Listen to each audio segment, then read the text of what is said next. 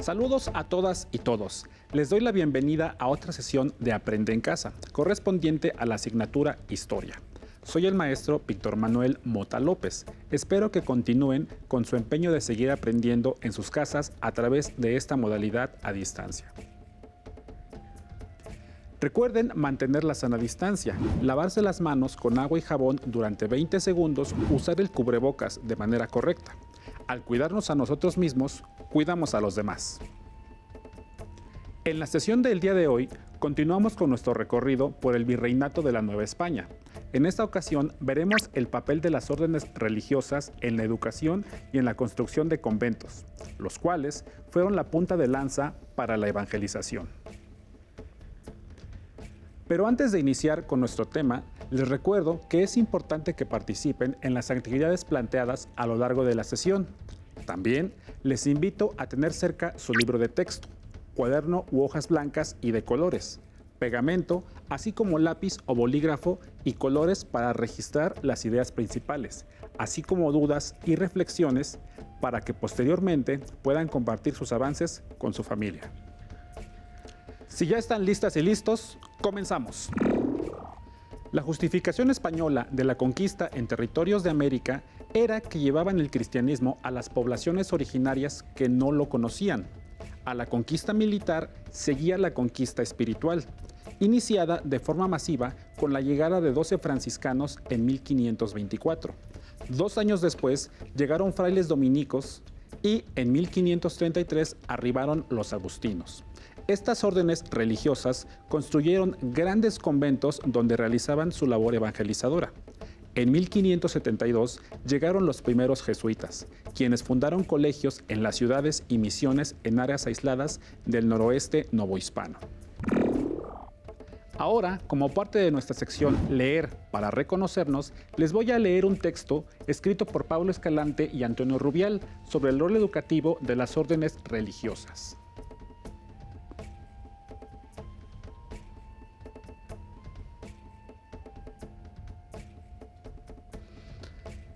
En la base de la empresa mendicante, en la Nueva España, se encontraban las escuelas. Según los testimonios de los frailes, había en ellas cerca de 5,000 niños, entre los 7 y los 15 años, para 1531. El tema central de varias cartas de franciscanos de esta época y de la siguiente es la educación de los niños en los conventos. Su vida ejemplar y la ayuda que esos niños les prestaban en el aprendizaje de los idiomas nativos y en la destrucción de los santuarios antiguos y de la religión que ellos consideraban demoníaca, Fray Diego Valadez indica que las escuelas estaban a un costado de los templos. A los jovencitos que asistían a ellas se les enseñaba el modo de hablar y escribir correctamente, a cantar y a tocar instrumentos de cuerda y viento, a pintar y a dibujar todas las otras artes mecánicas. Señala además que se les reunía y despedía tocando unas campanillas, que asistían a las ceremonias ordenadamente y permanecían en el templo con gran compostura. Durante las primeras décadas, dice Sahagún, dormían en la casa que para ellos estaba edificada, donde los enseñábamos a levantarse a medianoche y los enseñábamos a decir los maitines en Nuestra Señora. Y aún les enseñábamos que de noche se azotasen. 40 años después, el mismo fraile señalaba que los había echado de los dormitorios que en principio había construido para ellos, y les había mandado dormir con sus padres y desde entonces solo venían a la mañana a aprender a leer y escribir. Aunque los principales testimonios que tenemos sobre el tema son franciscanos, sabemos que los agustinos y los dominicos tenían prácticas similares. Sin embargo, solo los franciscanos se dedicaron a la instrucción de las niñas nobles, colaboradoras después en la catequesis de las mujeres. En las escuelas, las niñas no estudiaban música, pero las exalumnas de esas casas Aún estando casadas, asistían en las mañanas a decir las horas de Nuestra Señora. La idea de los frailes era formar a las esposas de los jóvenes egresados de sus conventos y formar familias cristianas nobles que fueran modelo para los más iguales. Sin embargo, Zumárraga asegura que los matrimonios entre egresados de los conventos y las jóvenes educadas por los frailes no fueron comunes, pues los muchachos alegaban que ellas se criaban ociosas y a los maridos los tenían en poco. Ni los querrían servir según la costumbre suya, de que ellas mantienen a ellos, por haber sido criadas y doctrinadas de mujer de Castilla. Hasta aquí la lectura. ¿Qué les pareció el texto? Como pudieron escuchar, la labor evangelizadora y educativa de las órdenes mendicantes fue fundamental para determinar el carácter social de Nueva España, como una sociedad que se adapta a las costumbres de la metrópoli española. Para acercarnos al trabajo realizado por las órdenes religiosas, veamos y escuchemos el siguiente video. La obra de Fray Bartolomé de las Casas fue el trabajo más divulgado y controvertido del siglo XVI.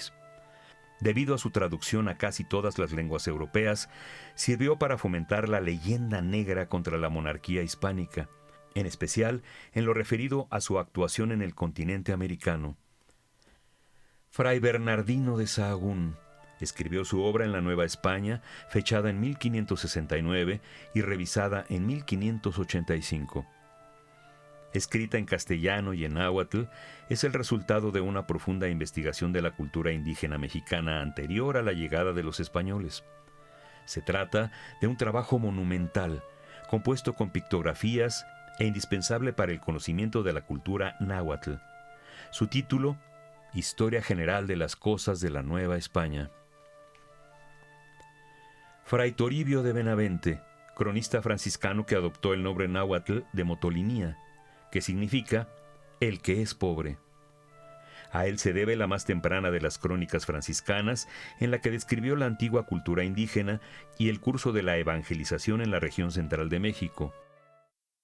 Francisco López de Gómara, 1511-1566, escribió la historia de las Indias y la conquista de México. Sacerdote e historiador que utilizó casi como fuente exclusiva las cartas de relación del propio Hernán Cortés. Diego de Landa, religioso franciscano y cronista. Su obra, Relación de las Cosas de Yucatán, es fuente indispensable para el conocimiento de la cultura y de la escritura maya. Fernando Alvarado Tezosomoc, cronista indígena mexicano, nieto de Moctezuma II. Fue intérprete de náhuatl en la Real Audiencia de la Nueva España. Autor de Crónica Mexicana y Crónica Mexicayotl, que fue escrita en lengua náhuatl. Comprende una genealogía de la nobleza tenochca, testimonios de ancianos indígenas que permiten recoger una visión de la vida cotidiana en el México anterior a la conquista, además de relatos relacionados con Tenochtitlan que pueden entenderse como mitos fundacionales.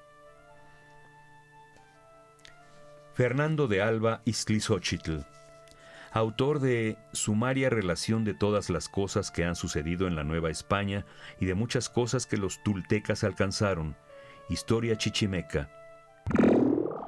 Un punto a destacar sobre el conocimiento que se tiene de los señoríos prehispánicos es la labor que realizaron las órdenes monásticas para rescatar las costumbres y formas de vida previos a la conquista, para poder realizar de una forma más efectiva su labor evangelizadora.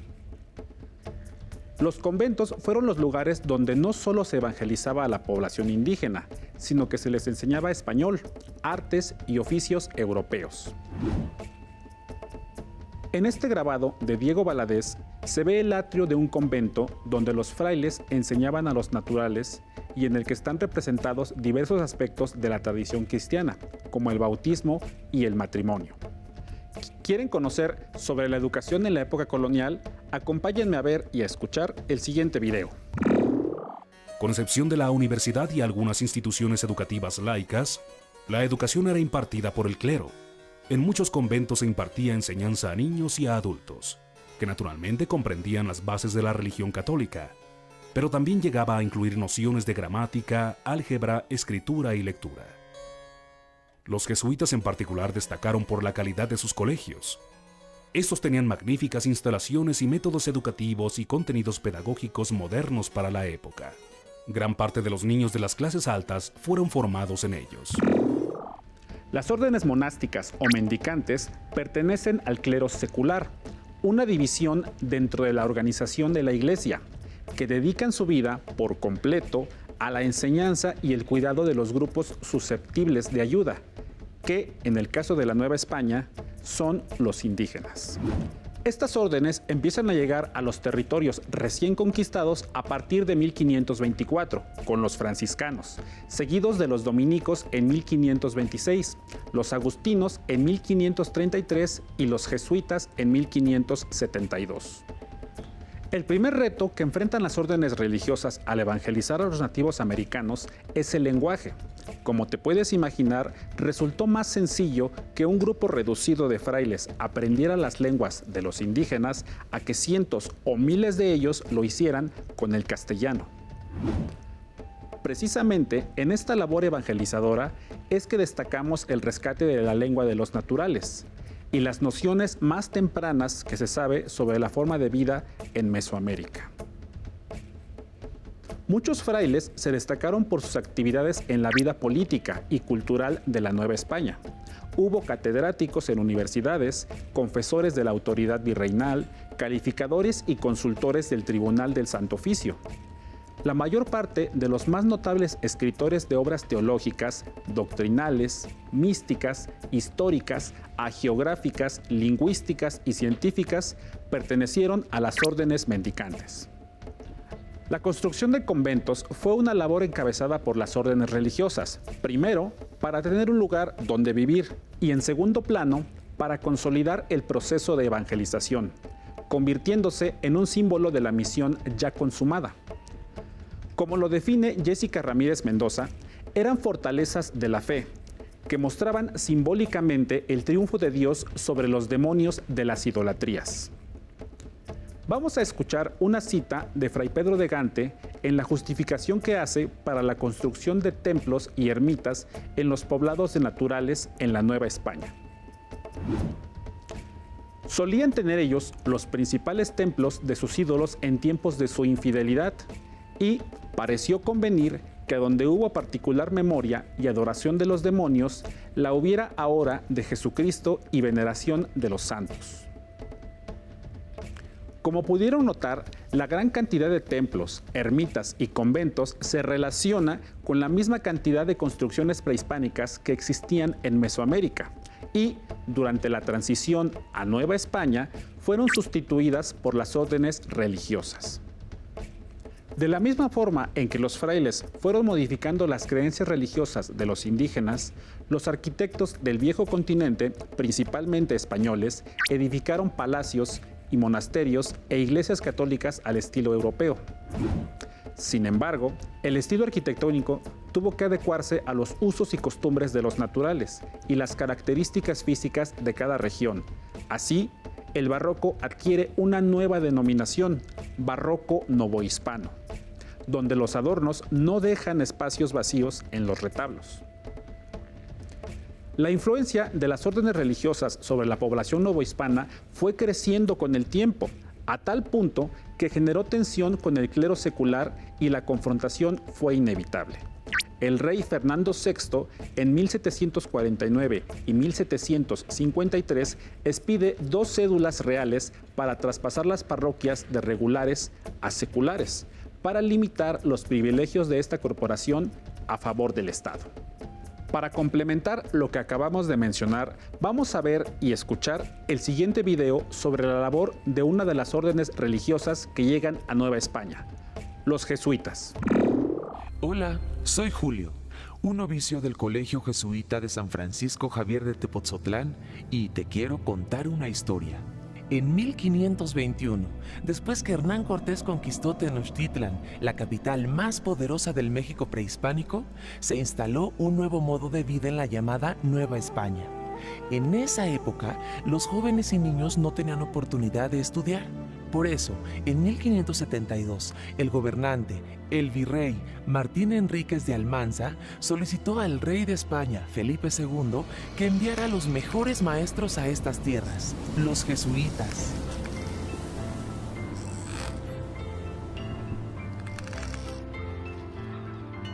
Estos religiosos atravesaron el Océano Atlántico durante varios meses.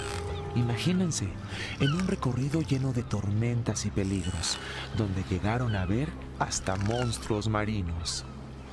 Así, los religiosos que venían a enseñar la religión católica llegaron al nuevo continente, a la Nueva España. 8 años después, se establecieron en un lugar llamado Tepotzotlán, donde fundaron 3 colegios. En uno aprendían las lenguas nativas, en otro enseñaban la religión católica y también a leer y escribir, y en el tercero educaban a los jóvenes jesuitas.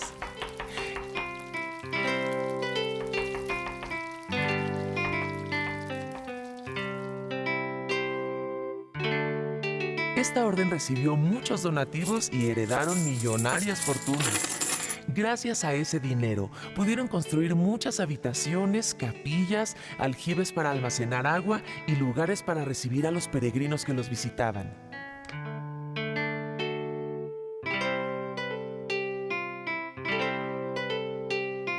Y gracias a la familia Medina y Picasso, pudieron construir una fantástica iglesia, la de San Francisco Javier, que adornaron con mucho detalle y oro en un estilo que se llama barroco, no solo en su interior, sino también en la fachada.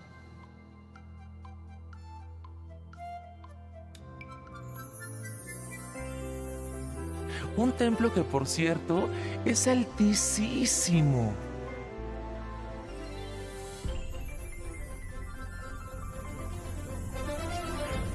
Pero 2 siglos después, en 1767, otro rey español, Carlos III, dio las órdenes para que a los religiosos jesuitas se los llevaran de regreso a Europa. Así que el colegio de San Francisco Javier fue entregado a otra orden religiosa. Y más tarde, el edificio fue abandonado por casi 100 años. Sí, 100 años. Y es hasta que el presidente Porfirio Díaz gobernó México que los jesuitas regresaron y su colegio volvió a funcionar. Pero estalló la Revolución Mexicana y 30 años después nunca más volvió a funcionar como colegio religioso. Así que hasta 1964 el edificio se convirtió en el Museo Nacional del Virreinato. Esta es la historia del antiguo Colegio Jesuita de San Francisco Javier, hoy Museo Nacional del Virreinato. ¡Tan, tan! Con base en lo que vimos y escuchamos, sabemos que las órdenes religiosas en Nueva España dejaron huella en la educación, la cultura y la arquitectura, que hasta la actualidad podemos apreciar. Su actividad fue de vital importancia para el desarrollo social y cultural de los siglos XVI al XIX, y el periodo virreinal no se podría explicar sin su aportación cultural y científica. A continuación, veremos otro video para conocer el interior de un exconvento y conocer cómo vivían las órdenes religiosas, en este caso, los agustinos, en el actual municipio de Acolman, en el Estado de México. Uno de los conjuntos más llamativos del Estado de México, por sus dimensiones y su estilo tipo fortaleza, es el templo y exconvento de San Agustín, en el municipio de Acolman, edificio que es restaurado por el Instituto Nacional de Antropología e Historia como parte de un plan maestro. El inmueble construido por los frailes agustinos entre 1539 y 1560 es restaurado conforme a los datos históricos del mismo para darle a la fachada el aplanado amarillo en tono bajo como el que tuvo durante la colonia. Declarado monumento histórico en los años 30, el exconvento de San Agustín es un ejemplo de la arquitectura de esa orden religiosa, plasmada en inmuebles monumentales como este y el de Cuitzeo, en Morelia, que son precursores del desarrollo del arte colonial. La restauración de la portada se inició con una limpieza.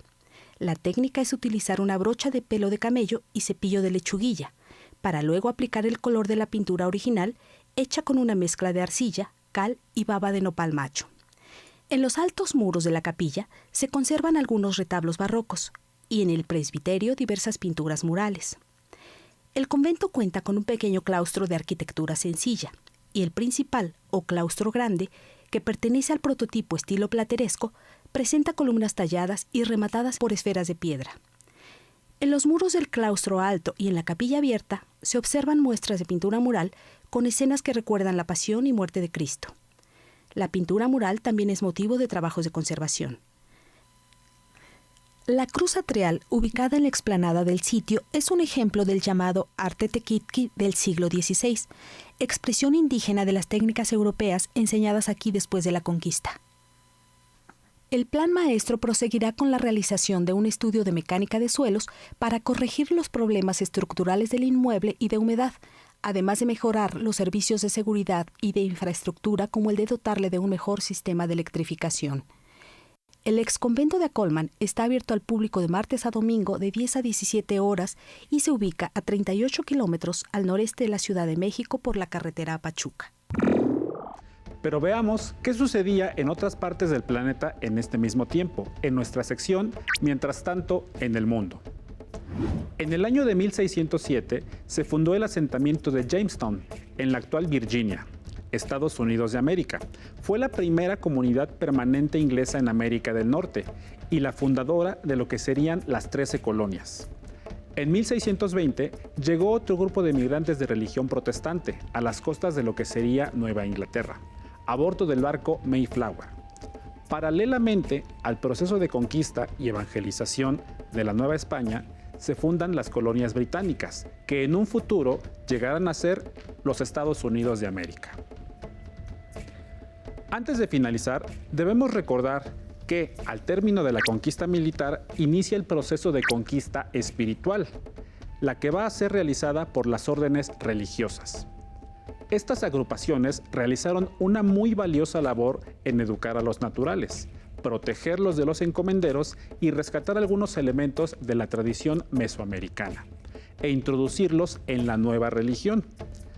Las órdenes religiosas realizaron una importante aportación a la vida social y cultural de los novohispanos. Como testigos del trabajo realizado en la evangelización, podemos observar las iglesias, ermitas y conventos construidos por las gestiones de estos grupos, para tener un lugar para vivir y enseñar a los indígenas, que reflejan el estilo arquitectónico del barroco novohispano, caracterizado por una exageración en los ornamentos de las construcciones. Investiguen con sus familiares o en el portal de la localidad donde viven si es que existe algún exconvento cerca y a qué orden religiosa pertenece o pertenecía. Cuando sea posible, ya que termine la contingencia, visítenlo. Será otra forma de vivir y aprender la historia. También pueden consultar otras fuentes bibliográficas, digitales y audiovisuales que tengan a la mano.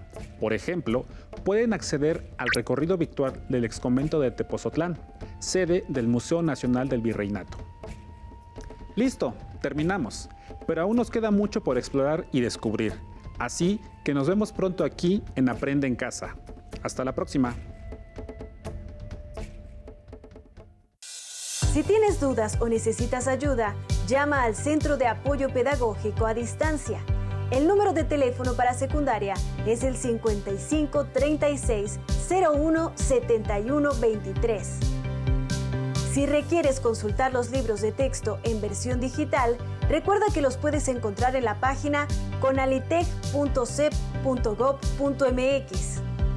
Y recuerda que también cuentas con el sitio aprendeencasa.cep.gov.mx, en donde podrás ver nuevamente los videos de los programas y además encontrarás actividades para fortalecer tus aprendizajes.